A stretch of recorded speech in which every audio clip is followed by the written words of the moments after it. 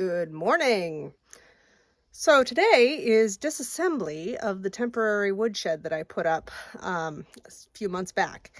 And the reason I'm disassembling it, as you can see it there behind me, I've already taken the tarp off, is because I am hosting a somewhat fancy get-together. It's a story for another day. In a month, and I didn't really want that eyesore to be the first thing that guests see on arriving at my house. So I am going to take this down, and this is the beauty of using screws versus nails to assemble something like this.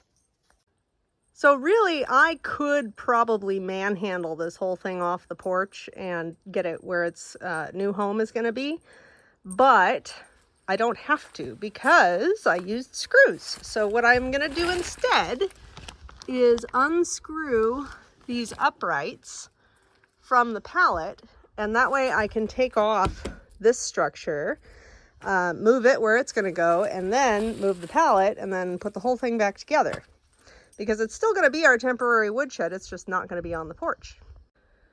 Okay, we are detached from the pallet. Now I'm going to pick this up and move it over there on the other side of Clara's jungle gym. Temporary woodshed has been moved to its new locale, and now using my tools of the trade here to screw it back on. And then I'll put the tarp back over, and it'll at least be a partially dry situation. I've got some other pallets collected here that I'm going to lay down and kind of level out with this extra scrap wood I have. And then probably this year what will end up happening is we'll just tarp the whole thing, and that'll get us through this winter. And here is the woodshed reassembled. So I just used scrap wood, and all this is a framework that I'm going to drape these tarps over. This is going to be our temporary woodshed solution, but it'll work just fine until we can get the main woodshed built. Starting off with a kind of a temporary solution with nothing secured to the ground has the added benefit that we can go through a winter and really see if this is the best spot for it. It is pretty accessible to the house, no major hills or anything like that, which is good because it means that we can move firewood the old-fashioned way in a wheelbarrow, and we don't have to hook up the bike trailer and go through all the rigmarole just to bring firewood over to the house.